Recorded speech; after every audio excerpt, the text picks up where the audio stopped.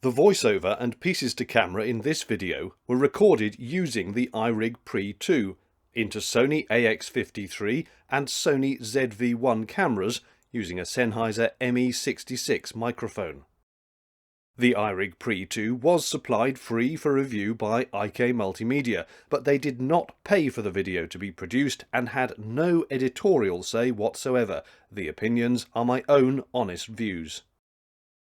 This is the iRig Pre-2 from IK Multimedia. It's the second generation of the iRig Pre, which, as the name suggests, is a preamplifier. It provides a way to plug balanced microphones into devices with an unbalanced 3.5mm input jack, including older iPhones and iPads, as well as many cameras and camcorders.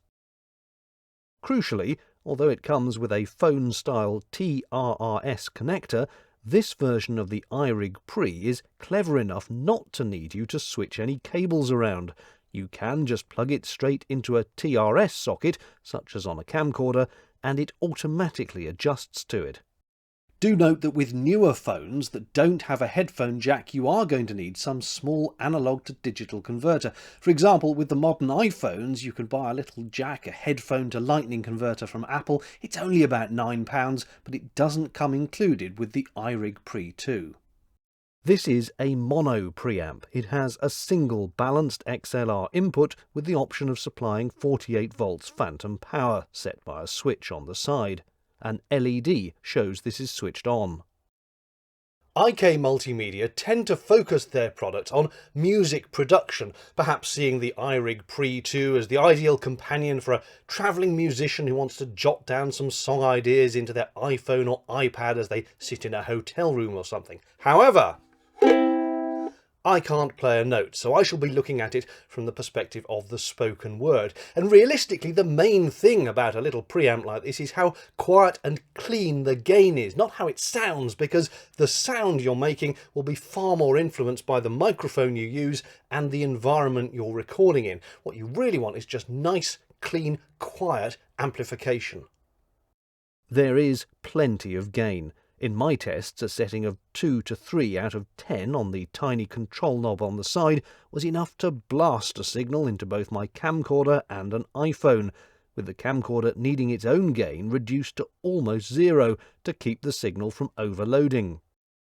If, like mine, your camcorder or other recording device provides headphone monitoring that's slightly delayed due to signal processing, there's a headphone jack on the iRig Pre-2, which can be set to directly monitor the sound being sent to the recorder, hence no delay.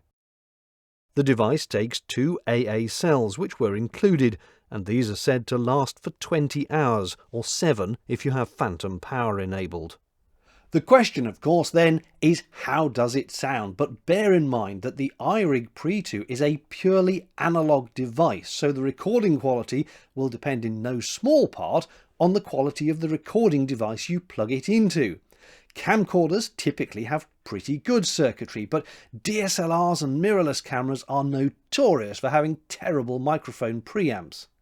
The good thing about the iRig Pre-2 is it's got a lot of gain, so you can turn up its output and therefore turn down the input signal on your camcorder, hopefully therefore minimising any electronic noise that might be introduced into that recording. Anyway, here are some samples. I recommend listening either on good headphones or good loudspeakers. This is an audio test using the Sennheiser ME66 microphone through the iRig Pre-2 into an original iPhone SE using its headphone jack. This is a test using a Sennheiser ME66 microphone through the iRig Pre-2 into an iPad mini using its headphone jack. I'm recording using the LumaFusion video editing app. This is a test recording using a Sennheiser ME66 microphone through the iRig Pre-2 into a Sony HXR NX80 camcorder. This is a test recording using a Sennheiser ME66 microphone through the iRig Pre-2 into a Sony AX53 camcorder.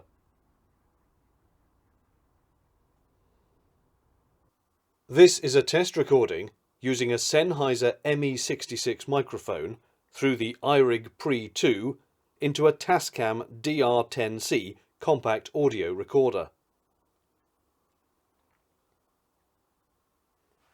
To me, it sounds very good. Nice, clean, crisp, clear audio, very low noise, and for 50 quid, it's certainly a very cheap way of getting balanced XLR microphone audio into your camcorder or phone or whatever. However, there are a couple of niggles. First of all, the XLR jack is wobbly. As you push your XLR cable in, you can see the whole jack just moving inside the iRig Pre-2 very slightly, and once you've connected it you can wobble the cable around a bit as well, and that is not reassuring. Now, the jack itself is made by Neutrik. They make great quality connectors, but I definitely would like to see it more securely mounted within the iRig Pre-2 so there's no sense of it moving around either as you plug it in or thereafter. Also, it's not a locking connector, so if you stood on the cable or you accidentally yanked on the cable, you could pull it out, and I again would prefer to see a locking XLR cable. If you are going to use this with a camcorder, there's no way of mounting it onto the camcorder. I wish it came with a little cold shoe mount or even a Q20 thread or something so you could screw it on. But it doesn't. Instead, they supply this rather thin and not terribly long piece of Velcro, which they suggest you loop around the iRig Pre-2 through your camcorder's carry strap, which you can do, but it's, I don't know, it's a bit dangly. I would prefer to see it on a cold shoe mount or something like that. And also, I'd like to see a dual channel version, because, for example, I have a Sony NX80 camcorder and I do not like the audio out of its top handle. It comes with these two XLR inputs on the handle, and it's not good. It's got nasty crosstalk between the channels. Now, I'd quite like a dual channel version of the iRig Pre-2, so I could plug two mono XLR mics in, have it go down to a single stereo 3.5mm cable and plug that into the NX80. I know they do a dual version of the iRig Pro, so perhaps there is a dual channel version of the iRig Pre coming in the future.